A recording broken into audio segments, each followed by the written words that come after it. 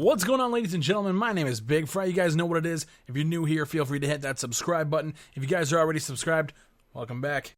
Today I'm giving you guys an early access look at Epsilon. It's a brand new tactical shooter currently in development by the guys at Epsilon. Epsilon's other project, Takedown Red Saber, launched in 2014 to a mostly negative review on Steam. If you guys feel like you want to get caught up on why that project failed, you can click the developer post-mortem video below and educate yourselves a little bit. Today we're going to talk Epsilon. I'm going to show you guys a little bit of gameplay, and yeah, we're going to have a discussion on this early access title.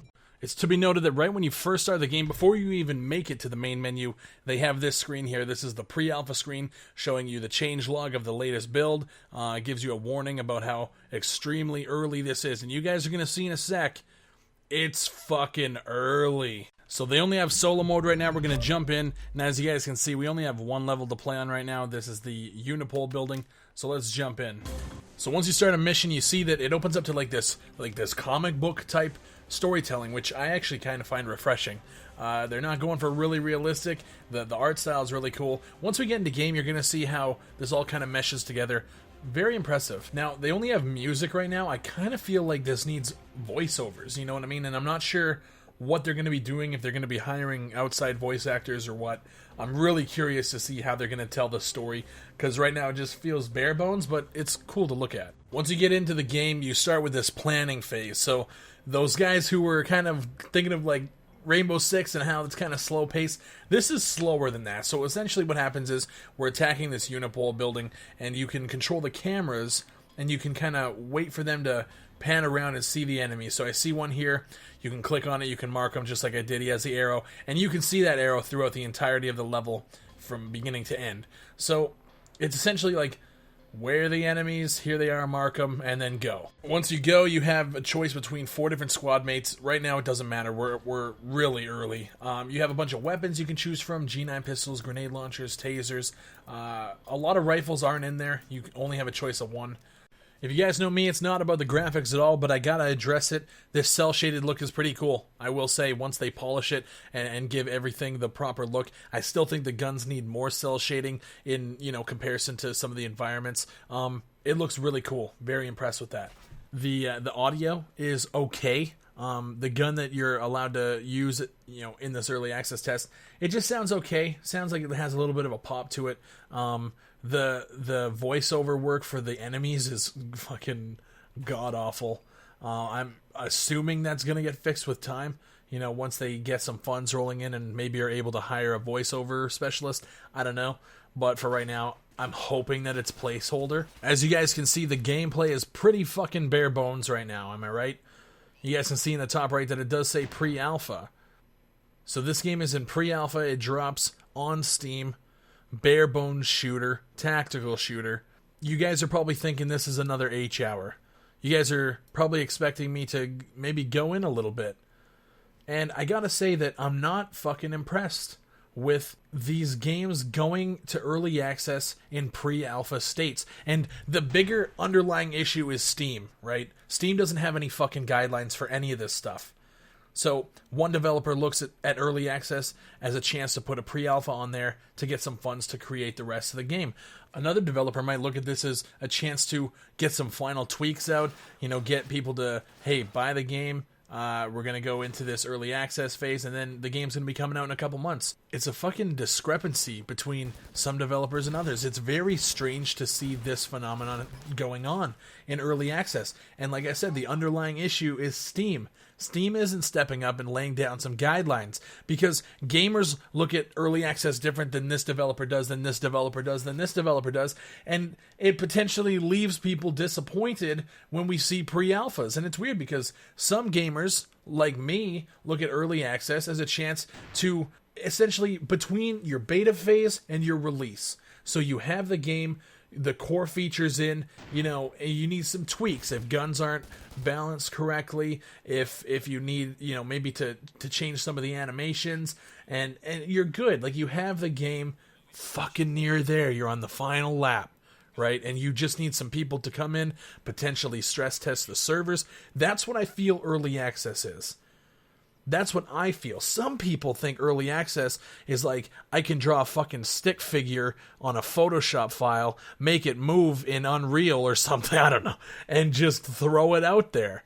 And, well, give me time to develop it, guys. Like, no, that's not how it works. And I'm not saying that that's what this game is. I'm saying this game, in its early access position right now, is in a worse state than H-Hour was on May 19th when it launched into early access. And that's a fucking statement in and of itself.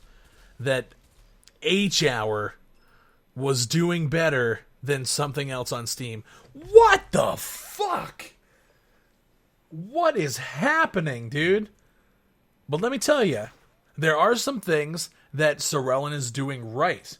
And it's crazy because even though this game is in a worse state, some of the things that I said that H-Hour needed to do and that SOF needed to do back in May and April, Sorellen's doing it, and it lessened the blow for me. The game launches in this state, but it launches at $7. $7 is the price that, like, okay, maybe I sold a couple CSGO skins, looking through the marketplace, maybe I'll give it a shot. I bought a card, I bought something on sale, I have a little bit of money left over, maybe I can give it a shot. Compared to the $25 that H-Hour did, this was the right price for them right now, I feel. The biggest issue that I'm having with games this early going on to early access is the word potential. I can sit here and spin it every which way from Sunday and tell you guys that this game has all the potential in the world. But it's a risk, right? Even at $8, it's a risk. Maybe it's a risk that you're willing to take for $8. I don't know. I'm not you. I'm not in the financial situation that you're in. All I'm saying is, if you want to drop $8 on it, go for it. You know? I think $8 is a fair price to go into an early access title, regardless of what stage they're at. The question is, can Sorellen deliver? We saw Takedown. We saw what happened with Takedown.